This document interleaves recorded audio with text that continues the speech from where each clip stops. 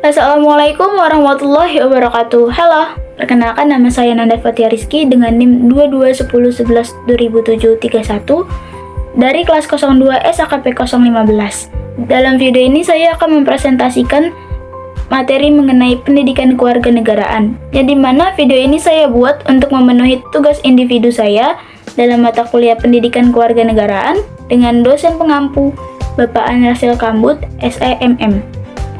Saya akan membawakan materi pertama mengenai ancaman terhadap integrasi bangsa. Apa sih ancaman terhadap integrasi bangsa itu? Sebelum saya menjelaskan lebih detail mengenai ancaman terhadap integrasi bangsa, saya akan menjelaskan terlebih dahulu apa itu integrasi. Integrasi dalam bahasa Inggris yaitu integration, yang berarti kesatuan atau pembulatan. Bisa juga dikatakan sebagai suatu metode untuk mengkoordinasikan berbagai fungsi, bagian-bagian, dan tugas yang ada pada suatu pekerjaan. Atau dalam Kamus Besar Bahasa Indonesia sendiri, berarti proses pembauran atau penyesuaian perbedaan masyarakat sehingga menjadi satu bangsa dengan kesatuan yang utuh dan bulat.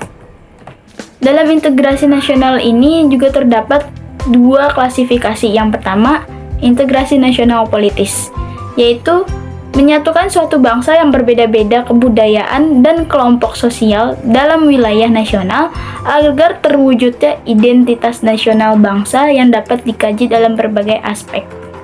Dan yang kedua ada integrasi antropologis, yaitu cara menyesuaikan beberapa unsur kebudayaan yang berbagai macam perbedaan adat istiadat agar terciptanya kehidupan yang serasi di masyarakat bangsa Indonesia. Lalu apa sih faktor terbentuknya ancaman terhadap integrasi bangsa?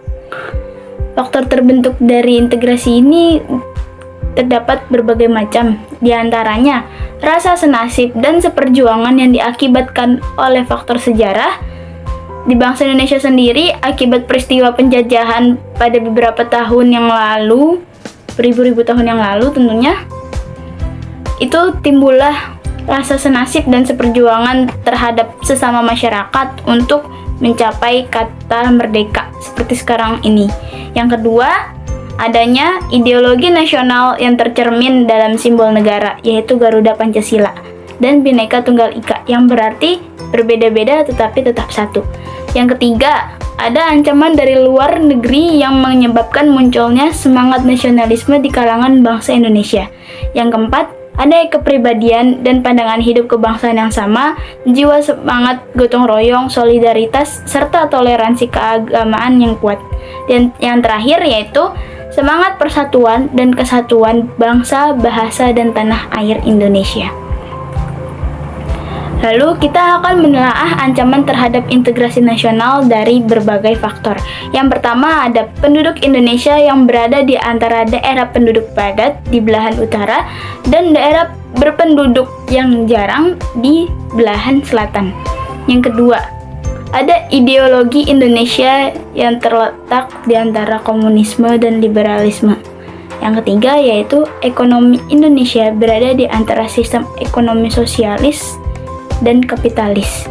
Yang keempat, demokrasi Pancasila yang masih berada di antara demokrasi rakyat dan demokrasi liberal. Dan yang terakhir, sistem pertahanan dan keamanan Indonesia yang berada di antara sistem pertahanan kontinental serta sistem pertahanan maritim. Lalu bagaimana ancaman integrasi terhadap bangsa dalam berbagai bidang? Yang pertama ada bidang ideologi. Dalam bidang ideologi ini adanya paham lain yang berlawanan seperti paham komunisme dan liberalisme seperti yang tadi saya sebutkan.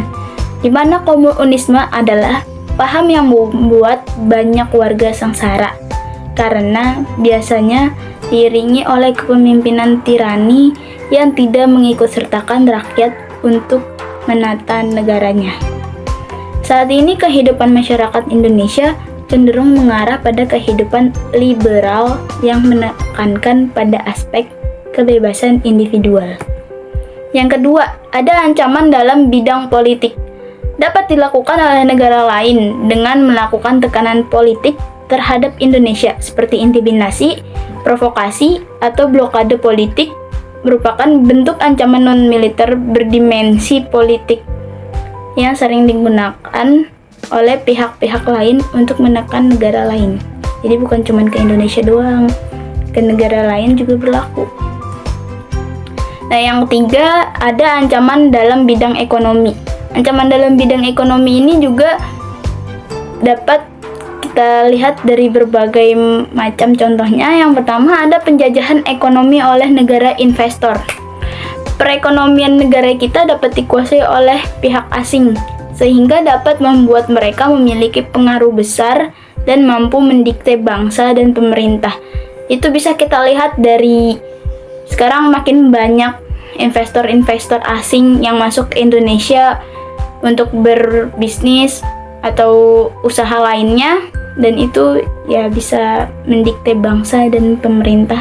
Jadi nantinya produk lokal itu menurun. Terus yang kedua, terdesaknya produk lokal.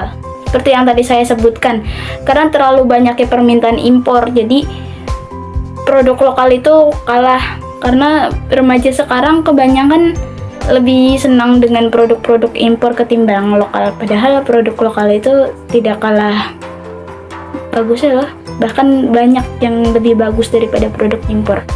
Nah, yang ketiga ada kesenjangan sosial. Akibat dari adanya persaingan bebas yang tidak sehat, seperti ada yang memonopoli pasar. Contoh kesenjangan sosial ini sebenarnya udah ada dari zaman dahulu, di mana persaingan yang tidak sehat dalam pasar, dalam berbisnis dan usaha lainnya. Yang ketiga, sektor-sektor ekonomi rakyat menurun. Jadi dari semua ancaman yang saya sebutkan tadi dalam bidang ekonomi, itu menyebabkan sektor ekonomi rakyat menurun, sehingga angka pengangguran dan kemiskinan sulit dikendalikan. Nah, selanjutnya ada ancaman dalam bidang sosial budaya. Dalam bidang sosial budaya ini juga banyak contohnya, seperti separatisme, terorisme, gaya hidup konsumtif, hedonisme, individualisme, dan westernisasi. Separatisme sendiri contohnya sudah ada seperti G30 SPKI dan pemberontakan PKI di Madiun. Nah, yang kedua ada terorisme. Terorisme ini juga sudah marak terjadi di Indonesia, seperti peledakan bom bunuh diri atau penyerangan terhadap tokoh agama atau lain sebagainya. Nah, yang ketiga gaya hidup konsumtif, yaitu selalu ingin mengkonsumsi barang-barang dari luar negeri atau barang impor. Nah, yang keempat hedonisme. Jadi hedonisme ini menganggap kenikmatan pribadi sebagai suatu nilai hidup tertinggi. Jadi kayak kita mengkonsumsi suatu barang agar terlihat wah di antara orang yang lain. Yang kelima ada individualisme, yaitu selalu mementingkan diri sendiri serta memunculkan pandangan bahwa orang lain tidak ada atau tidak bermakna.